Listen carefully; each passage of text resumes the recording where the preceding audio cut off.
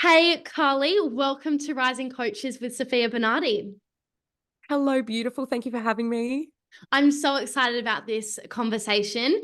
For context for everyone else, I was just featured on your podcast, which we will have linked below. Yes. So we've just been in this talking energy for the last hour, and now we're coming on to mine and kicking off with your story this time, which I'm very, very excited about because I know that you've had a really huge journey, in particular, even in the last year of your business. And I'm really excited to unpack that today and really normalize some of the challenges that come up both in our personal lives but also in our business, because everyone listening here is struggling with something at some point, whether that's right now or soon to be in the future or in the past. And I think these conversations can really help people during those times to be able to move through them with more ease. Yeah, I completely agree. And I love that you said that. And I think it's so important that we remember that business and life is not linear. There's always going to be these ups and downs. And if I was to look back over, my sort of journey to where I am today, I would sort of start back in probably around 2011 when I Wow. first thought about becoming a coach. And I started doing this, this qualification. And of course, back then, what's that, 13 years ago, it was nothing like it is today. It wasn't this sort of Instagram online world. It was a lot different. And I started doing this qualification, and I was in a very unhealthy relationship at the time. And my then boyfriend said, "What are you doing that for? Do you really think you are going to make money being a coach and, helping people through, whatever it is?" So I put it on the back burner for a long time. Wow. And yeah, so then I was working in the corporate world. I was a national trainer and a coach for a finance company here in Australia. And I was doing that and I was helping people. And I was like, I love this element of my job where I am making a difference and I'm helping people get better at their jobs. But is this what I want to do forever in this particular environment? And the answer was a very firm no. And so then life changed. I had a baby and I went on maternity leave, and that maternity leave, it was probably about 6 or 8 months, and it was running out, and I was, feeling almost fearful about going back to work. But I had this fear, but I also had this sense of it is just not the right thing for me. I didn't know what the right thing was, but I just knew that that wasn't it. So I made the big, bold, brave decision to leave my job with a 6-month-old little girl, and my then husband was supporting us at the time. And I didn't know what I was going to do, but I knew that I was meant to do something more. So I kind of went into like network marketing for a little bit, and I started to make some incredible friends, and a lot of them who were mums. And the big realization that I had for me was that part of me had thought while I was pregnant that I couldn't go on to create the business that I wanted, that I couldn't actually really live life on my terms because I had a child. But what I was exposed to and what I was seeing were these mums who were nailing it, right? These mums who were, you know, doing the mother thing, but they were also working on their passions. And that sparked something in me. And that's when I Mhm. realized maybe I can follow my dream once I figure out what it is. So from there, I went on to do NLP, and I went on to do my master practitioner certificate as well, and hypnosis. And I realized that I'm a born coach. I was meant to be a coach. So I started helping women with worthiness, because that had been a big theme for me in my life, not feeling worthy, not feeling good enough, and all of those stories and programs. And so I started just helping people do that. I started helping people that I used to work with, um and yeah, started sort of building up a small client base. And then from there, the business has evolved, and I very much now speak a lot on, being who you are, having the courage to be who you are, how we're creating our own reality, and how we can change things going forward. Because one thing that I hear from a lot of people is that, oh, that's just who I am. Or that's just, how things have gone for me. That's just, how things are. And one of the big things that I help people with, and want them to know, is that we're never stuck. We're never fixed. We're only ever as stuck as we believe we are. And we've always got the capacity and the power to be able to change that. So yeah, Wow. that's a I little love bit that. of my story in a nutshell. Yeah, so you've been officially in business for what, about 5 years, roughly, if you're Mm, or how long if your daughter's Yeah, 5? probably the coaching business, maybe 3.5 to 4 years. Yeah, cool. Mhm. Yeah. The first year was me flailing about, kind of thinking, what on earth am I going to do? So, yeah, did a couple of network marketing things, which was Mm. amazing because I met the most brilliant people who really showed me what was possible. Wow, that's amazing. So, Mm, raising a daughter and now you've also just gone through a separation with your husband all during this time while showing up for your business, leading your clients powerfully and in that real growth and scaling phase of your business. That can't be easy. I can only imagine, but it sounds like with what you help people with around having that courage, having vulnerability, being yourself and getting out of those stuck phases and stagnation phases. I have no doubt the very tools you help people with is absolutely what you've been using during this time to support you. And I'm really curious mm, what that has looked like and how these tools have really come in handy. Well, I think the first time I really tapped into my courage, I mean, there'd obviously been numerous moments throughout my life, but the first real time was when my then husband and I decided that we wanted to go and travel Australia in a caravan with our little girl who was 3 at the time and Wow. our dog. So we put our house on the market and we sold up and we bought a caravan and we embarked on the Australian dream of being nomads. And that was a really, really big, obviously, a really, really big thing for both of us. But, if I'll talk about it through, my own experience, that was a really big thing for me. Actually choosing to do something different against the norm because Mm. people looked at me like I was absolutely crazy. Like, you're really going to like take your business on the road and you're going to take your daughter and your dog. And at that point my husband and I hadn't really been in the best place either. So you're looking back on it now, it was probably a bit of an attempt to kind of put a band-aid on how things had been going, but it had always been a really big dream of mine to travel. And so we spent, it was probably 12 months. Yeah, just over 12 months traveling the East Coast. So we started in Adelaide and we went up and we found ourselves in Byron Bay, which we absolutely both loved. So we decided to stay there. And then the next time I really had to tap into my courage was when I decided that the marriage was no longer serving me anymore. And I was finally ready to actually make that big decision and Mm. end things. So here's, I'll say 4 of us because it was 3 of us with a dog. We're living in this little caravan, 2,000 kilometers from our home. And we'd actually sold our home. So if we were to, to dissolve things, like where would we end up? So that was a really, really scary moment, but it was something that I couldn't hold back on anymore because for a couple of years, I had just known there had been this niggle that it just wasn't right. But, you know, as we sort of talked about before we started recording this, Sophia, was, when you've got kids and you've got a life with somebody, it can be really challenging to make that big decision.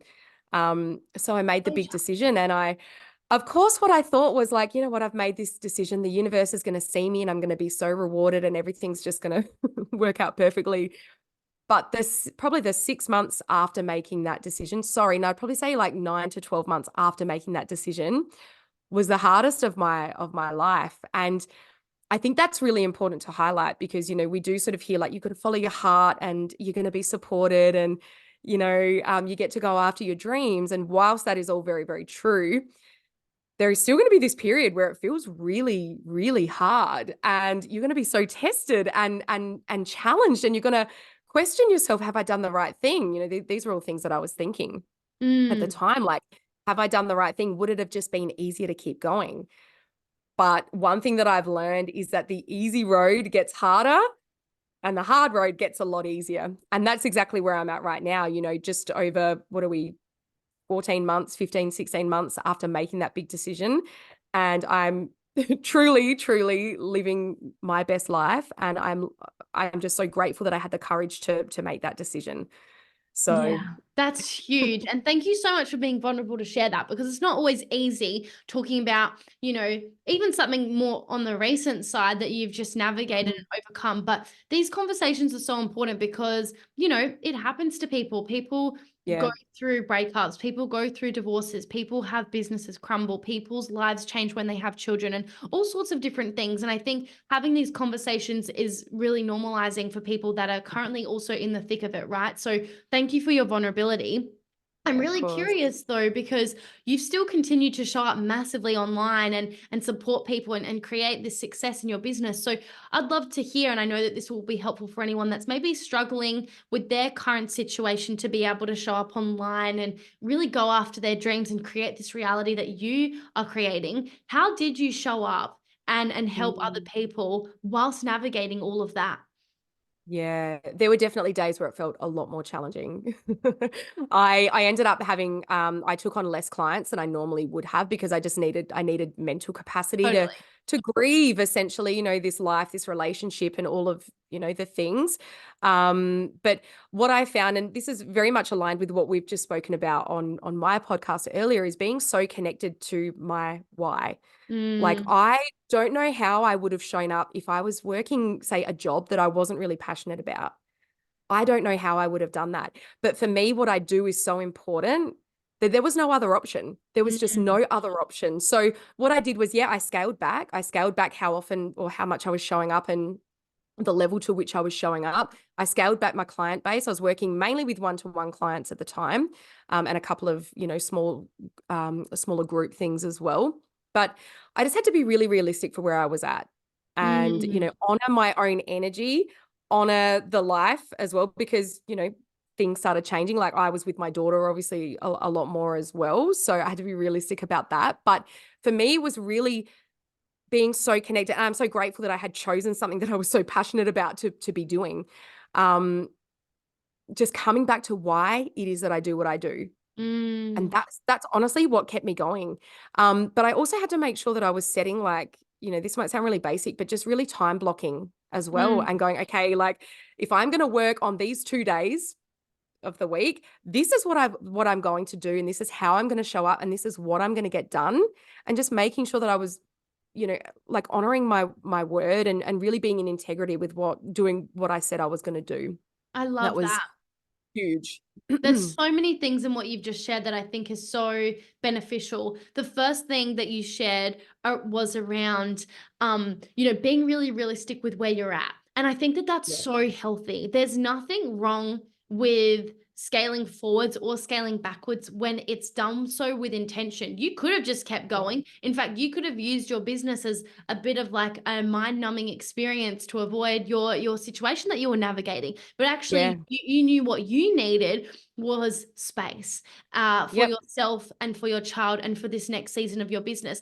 And I think that that is so beautiful that you are able to own that. But what's really important here that I'm taking from this is that it's about the fact that you were just honoring and meeting yourself with where you're at, because where it goes wrong for people is they have their current life situation where maybe they're a single mom, or maybe Mhm. they're not even a single mom, but they have a couple of children, and they have all of these reasons why they can't shop or why it's difficult to do so.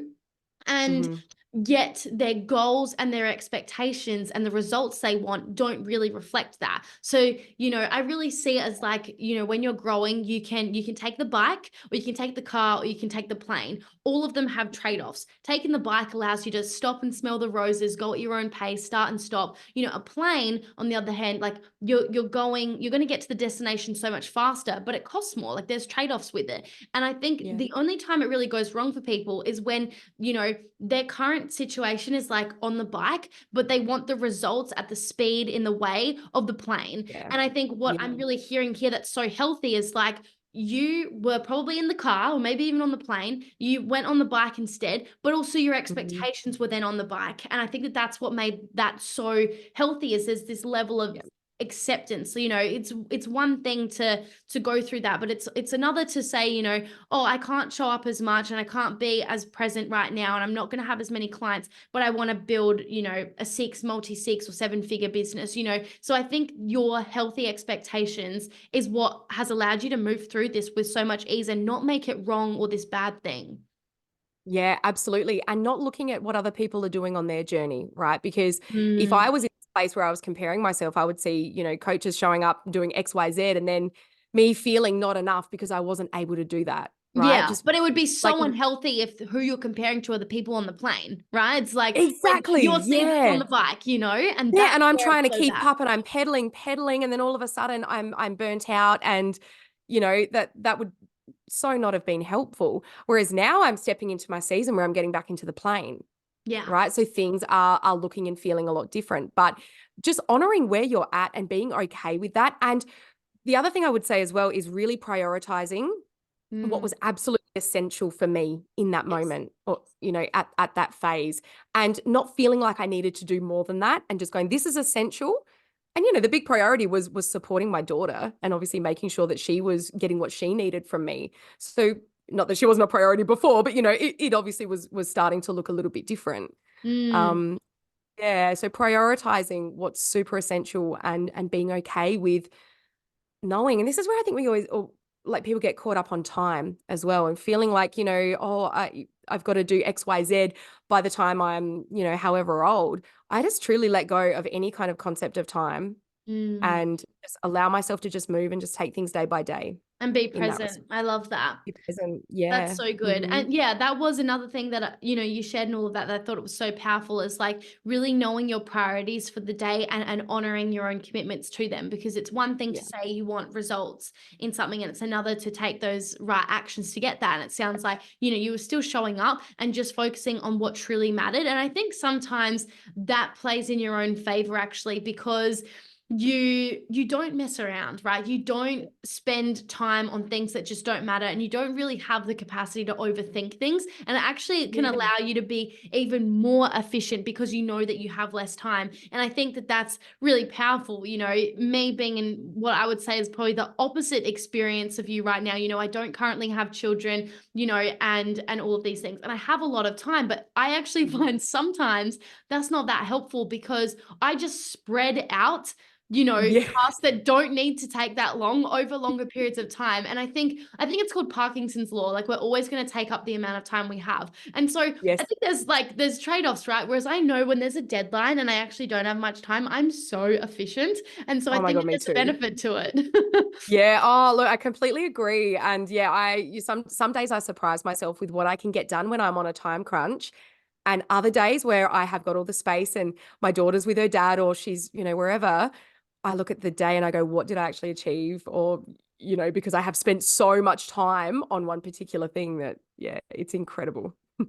So I can imagine, so you went through this about 14, 16 months ago, or something like that. Yeah, we got back into Adelaide about May last year, but we separated in the February. So yeah, it's about, Mm, what's that, 15 months-ish ago now. Yeah, that it all cool. started. Yeah, so your whole life flipped on its head. You're all of a sudden living a very different reality, not just because you sold your house and even that was different, but also the separation and just all of those sorts of things. That it would have been a lot to Mhm. navigate. What Mm. what you said your why helped you to keep going, but that's a lot. Like, were there certain mindset practices, or other tools? I know you speak a lot about courage, like, that you really leaned on, that supported you to move through all of that. Yeah, yeah. So back when I was going through that, I was very devoted and very dedicated to a morning practice. Mm, And so what I would do is I would allow myself, say, an hour every morning, where I would usually meditate for maybe 10 or 15 minutes, just to get that little bit of peace and silence.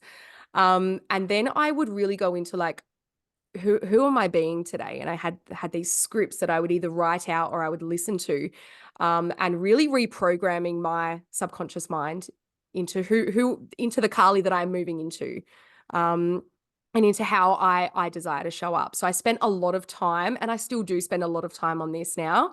Not so much the meditation, which would probably be more be handy right now, but certainly the subconscious reprogramming. So what I love to do is I love to create these tracks for myself to listen to, with all of these affirmations and all of these reminders of who I am and who I am becoming and who I desire to be.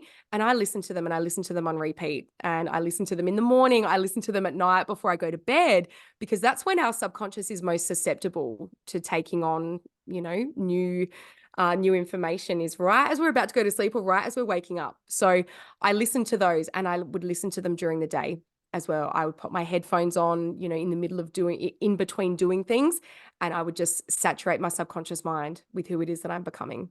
I love that so And much. It's so powerful, right? That repetition, right? Just ingraining it in your subconscious mind where 95% of human behavior comes from, right? So knowing that, having that repetition is going to really fast track that. That's yeah, incredible. absolutely. So that's a practice that I started probably in the very early weeks of the separation, and it's something that I still do today. But what I'll do is I'll re-record the tracks. Mm, As I'm shifting, as I'm evolving, and as I'm moving into this next level. It's like, okay, what does this next level look like, and how does this Karli show up, and how does she feel, and what does she believe about herself? And because ultimately that is what is going to help me create the reality that I want to create. yeah. Right. So I have a really, really big focus on that. And just, yeah, really just allowing myself to visualize where I desire to be. Mm, I visualize this apartment. And I was able to manifest this apartment. Um, it's actually really funny because my daughter and I were looking at my vision board a few weeks ago, and she's like, "Mum, was this you, like a photo of you taken out on the balcony?" And I was like, "Oh my God, no, it wasn't, but it looks so similar to the wow. apartment that we've manifested, which is beautiful." So I really got very clear on what it was that I wanted and how my life was going to look after this separation. And that really kept me going through like that, because we're treading through these murky waters here where you kind of feel like all time has stopped, and it's Mm, just like, how is this ever going to work? And what I really understood was the how back then was not my problem.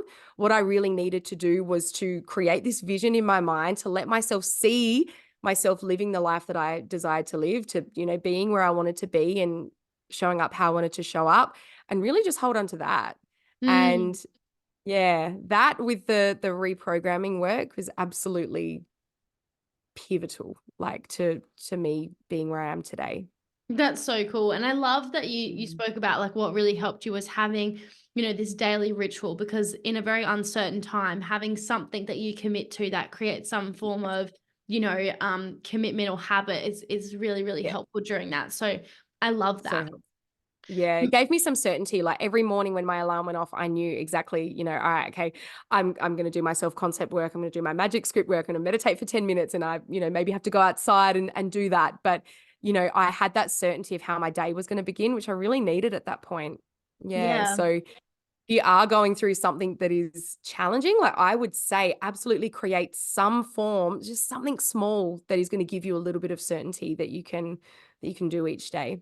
I love that. Thank you for sharing. Mm, Moving you're on to welcome. today, where you're in a much better place and your business is back up and growing again. Yeah. What do you focus on that supports you? Like I know a lot of people listen to this podcast because they love these tangible things that they can go away and implement action to their business. Like what's supporting you today when it comes to the growth of your actual business?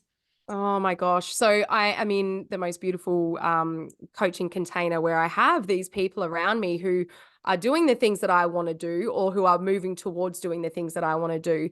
And having that level of support is, yeah, it's Yeah. incredible. Like, I am rarely without some kind of, coach or mentor. Like probably I haven't been without something in the last 4 years, because I feel so much more supported, because this game of entrepreneurship can feel pretty isolating if you're not surrounding yourself with people who are doing the thing. So either creating your own community where you're connecting with people who are doing those things, or getting yourself into containers with people who can support you, has been absolutely huge. And for me, a lot of it has been about stripping it right back and going back to basics and being okay with that as Mm. well. So it's kind of like, again, like talking about aligning the expectations with where you're at and being okay with that.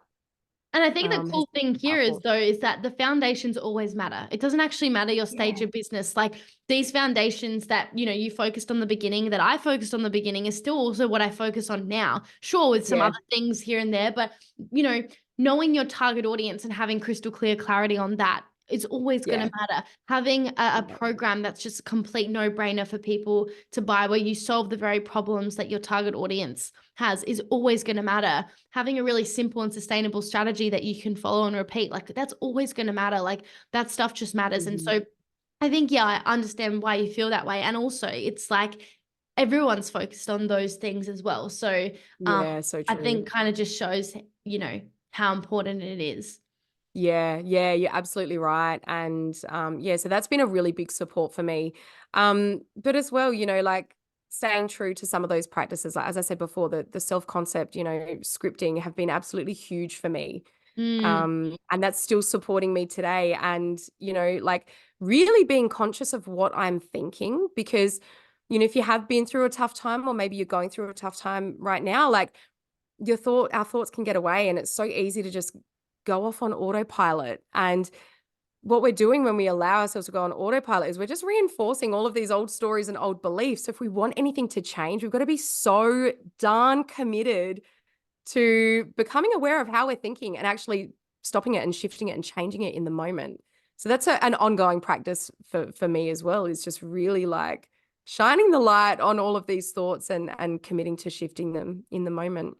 I love how committed you are to that, because, your Mm. thoughts create your feelings, and your feelings create your actions, and your actions create your results. So it actually all stems from our thoughts. So the fact that you Yeah. prioritize that every single day says so much about you as a person, like how you've been able to overcome some really big things, and how you're able to show Hmm. up every single day for yourself, for your daughter, for your business, for the life that you're creating, and how you're Hmm. able to support so many clients as well, because you do that work to stabilize yourself, ground yourself, regulate yourself, and also Yeah. making sure you're always stepping into that next evolution of yourself and being an embodiment of that. And that's how you've been able to sustainably grow even Yep. with challenges around you. And I think, yeah, that's something you should be like really proud of. And I think is huge, because a lot of Thank people you.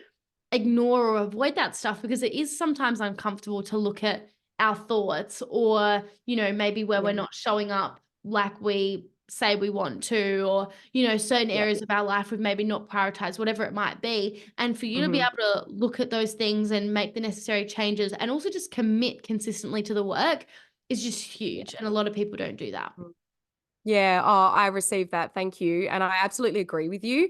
I think the big thing for me was actually when I started to do work on the thoughts that I had been having in these scenarios that didn't go the way that I'd wanted, and seeing how my thoughts had actually led to creating the feelings and the behaviors and then the result. And that was triggering in the moment. But once I actually stepped into that place of being radically responsible and going, okay, well, if I created that with my thoughts, What else can you how create? powerful am I? Right. And so what can I change? Mm, I think that's a really, really, really powerful place to get to, because it can feel like really uncomfortable when you kind of think like, oh my gosh, wait, you're telling me I can't blame, all of the people around me, and I can't blame the economy anymore. And, it all comes down to me. But yeah, but mm. it all comes down to me, which is so exciting, which means I don't need to wait for somebody to like, hand me a golden key. It's all within me. So true.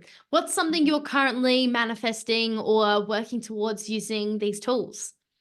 Oh gosh. Okay. A lovely, loving and committed relationship with, the ideal person.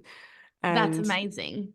I know it feels very exciting. And I think going through, a number of different relationships that hadn't been ideal, I can kind of see where my thoughts created that. And Mm. now that I've done so much work on shifting my beliefs about who I am, really knowing that I'm worthy and that I'm good enough and that I am important and that I matter, I'm so excited for what I'm calling in, because I feel like it's just going to be so different to anything I've experienced before, which is so exciting.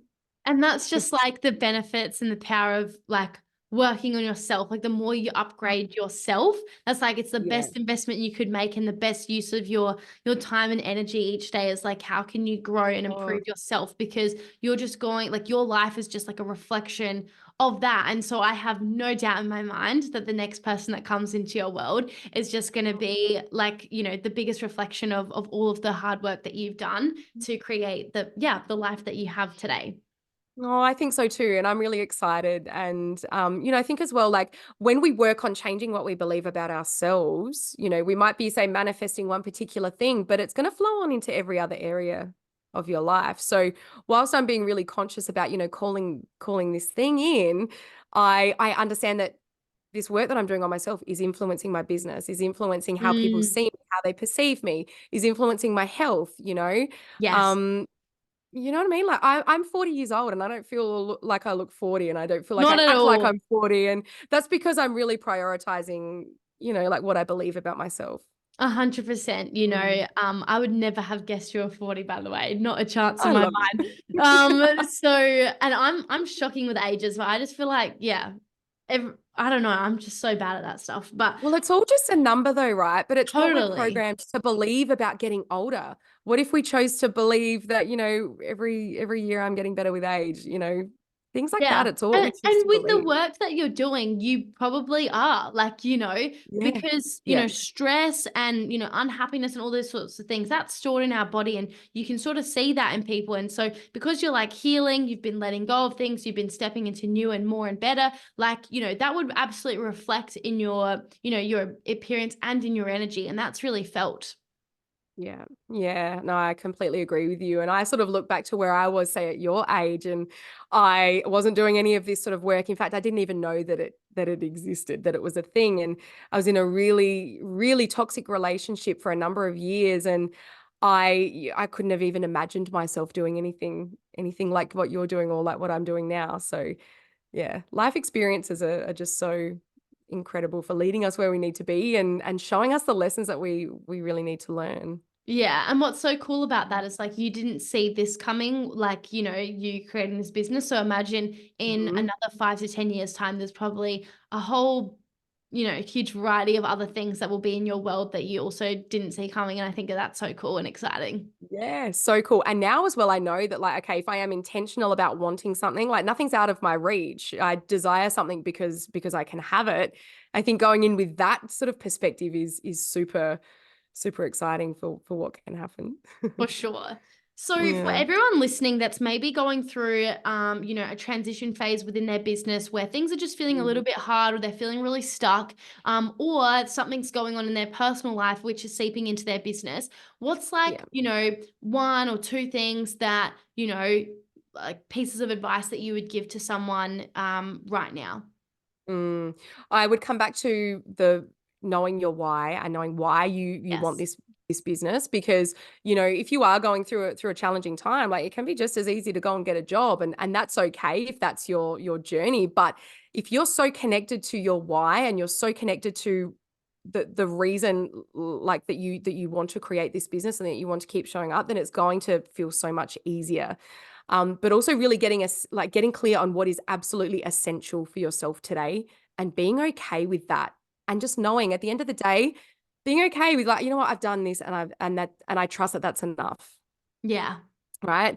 I trust that that's enough. Piece of advice if someone's feeling stuck in their personal life or their business, helping them move forward. Yes, and this is such a big one. I can't believe this escaped my mind. Is persistence. Is Mm, persisting in your vision. Well, actually creating your vision. So if you know your why for your business, that's amazing. But what is your vision for your life as well? Like what do you want your life to look like? And knowing that if you can commit to holding on to that vision and seeing that vision and feeling yourself living in that vision, that you can have it, even though your reality right now, you might be going like, but how? I can't see the how. I can't actually, you know, possibly conceive how this is going to happen. And that's perfect because you don't need to know how it's going to happen. All you need is to have this vision and know where it is that you want to go, right? And just commit to changing your thoughts and your beliefs about yourself, because your thoughts and your beliefs, as you said before, Sophia, like that's what's creating your feelings and your actions and then your results. So if you can start at the core and start to change some of those thoughts and beliefs and start telling yourself, you know what, like I want this thing because I can have it. I mm, desire this because I can have it. I desire to do this in my business or reach this milestone because I can. And we've just got to keep repeating it and repeating it and repeating it. And with that, then your reticular activating system is going to start looking for all of the reasons why you can have it, and start showing you proof of it, of why you can have it. I love that so much. Thank you so much. Oh, you're Karli, for welcome. people that want to learn more about you, how they can work with you, where can people find you? Oh, well, look, guys, you can find me on my podcast, which is Thrive with Karli Whitwell. It's just had a little name change. So you can find me on there. And I think we're just over 130 episodes in there now. And there is so much. There's lots of amazing guests. There's lots of me just sharing, solo. But, the podcast is really, really aimed at women who want more in their lives, who want to know how they can shift their mindsets to create the life of their dreams, and tap into their courage and just be who they are, because life is too short to be anything but. So you can find me there, and then you can find me on Instagram as well, Manifestation Mentor Karli, and I hang out on Facebook as well, as Karli Whitwell. Amazing. We will make sure that we link all of that below. But thank you so much for coming onto the podcast today, sharing your story, your wisdom, your knowledge, your expertise. It's so greatly appreciated and felt. And I know it's going to touch so many people listening. Thank you. Thank you so much for having me. It's been a beautiful conversation. Although I can't see each one of you, I know you're there because of the downloads we see each week, and I appreciate your presence immensely. If something in this episode resonated with you, I'd be thrilled to hear about it. Connect with me on Instagram at Sofia Rose Bernardi. Share your key takeaways or simply say hello. Your thoughts mean the world to me. Remember, it's your feedback that keeps this show going. Until next time, take care.